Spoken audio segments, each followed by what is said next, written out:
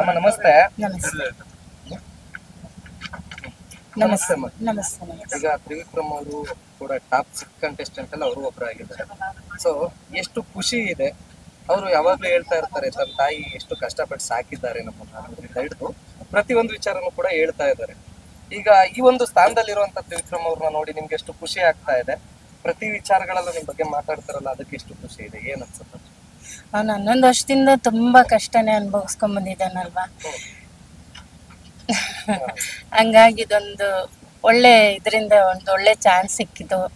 ಅದ್ರಲ್ಲಿ ಗೆಲ್ತಾನೇನೋ ಒಂದು ಇದಿದೆ.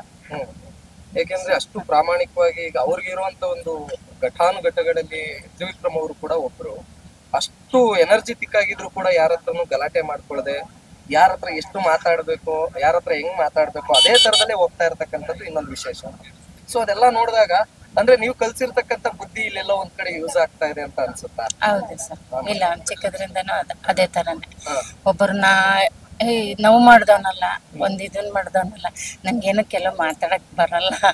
ಇರ್ಲಿ ಅಮ್ಮ, ಈಗ ಓಕೆ ಟಾಪ್ 5 ಕಂಟೆಸ್ಟೆಂಟ್ ಈಗ ಲಾಸ್ಟ್ ಫಿನಾಲೆ ಅಂತ ಬಂದಿದೆ.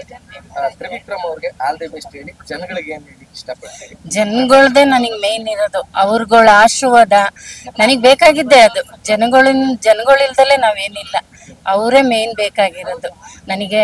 ಅವತ್ತು ಹೇಳೋದು ಅದೇನೆ, ಇವತ್ತು ಹೇಳೋದು ಅದೇನೆ. ಅವ್ನ್ ಗೆದ್ಕೊಂಬತ್ತಾನೆ. ಯಾಕೆಂದ್ರೆ ಎಲ್ಲಾರ ಅಲ್ಲಿರೋ 4 ಜನ 5 ಜನ ಇದ್ದಾರೆ. ಅವ್ರ ಮನ್ಸಲ್ಲಿ ಎಲ್ಲಾರ್ಗು ಒಂದ್ ಇದಿರುತ್ತೆ. ಆದ್ರೆ ನಾನ್ ಸ್ವಾರ್ಥಿನೂ ಅಲ್ಲ, ಇದು ಅಲ್ಲ. ಅದ ಅವನಿಗೆ ಸೇರಿದ್ದು, ದೇವ್ರಿಗೆ ಸೇರಿದ್ದದು ಅಲ್ವಾ. ಒಟ್ನಲ್ಲಿ ಜನಗಳ ಮನ್ಸ್ ಗೆದ್ದು ಮುಂದಕ್ಕೆ ಅವ್ರ ಆಶೀರ್ವಾದನ ತಗೊಂಡೋಗ್ಲಿ ಅಂತ ಅಷ್ಟು ಇಷ್ಟಪಡ್ತೀನಪ್ಪ. ಅಷ್ಟೇ. ಜನಗಳ ಮೇಲೆ ನನಗೊಂದು ಪ್ರೀತಿ, ಅವನ ಪ್ರೀತಿ ಗೆದ್ಕೊಂಬರ್ತಾನೆ ಅನ್ನೋದೊಂದು ಖುಷಿ.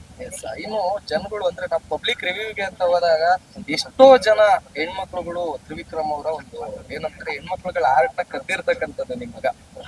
ಎಲ್ಲಾ ಹೆಣ್ಮಕ್ಳುಗಳು Trivikram I love you, Trivikram ನಾನು ಒಂದ್ಸರಿ ಹಗ್ ಮಾಡ್ಬೇಕು ಅಂತ ಆಸೆ, ಒಂದ್ಸರಿ ಅವ್ರಿಗೆ ಅವ್ರ ಎದುರಿಗೆ ನಿಂತ್ಕೊಂಡು ಫೋಟೋ ತೆಗೆಸ್ಕೋಬೇಕು ಅಂತ ಆಸೆ ಅಂತ ಹೆಣ್ಮಕ್ಳುಗಳೇ ಜಾಸ್ತಿ ಫ್ಯಾನ್ಸ್ಗಳಿದ್ದಾರೆ ತ್ರಿವಿಕ್ರಮ್ ಅವ್ರಿಗೆ. ಸೊ ಅದ್ರ ಬಗ್ಗೆ ಎಷ್ಟು ಖುಷಿ ಇದೆ. ಅವನಲ್ಲಿ ಒಳ್ಳೆತನ ಇರೋದ್ರಿಂದ ಆತರ ಇಷ್ಟಪಡ್ತಾರೆ. ಹೆಣ್ಮಕ್ಳ ಬಗ್ಗೆ ನಾನು ಯಾವ ಕೆಟ್ಟದೂ ಇದು ಮಾಡಲ್ಲ. ಎಲ್ಲ ಹೆಣ್ಮಕ್ಳ ಬಗ್ಗೆನೂ ಖುಷಿ ಪಡ್ತೀನಿ, ಒಳ್ಳೇದನ್ನೇ ಹೇಳ್ತೀನಿ ಅಷ್ಟೇ.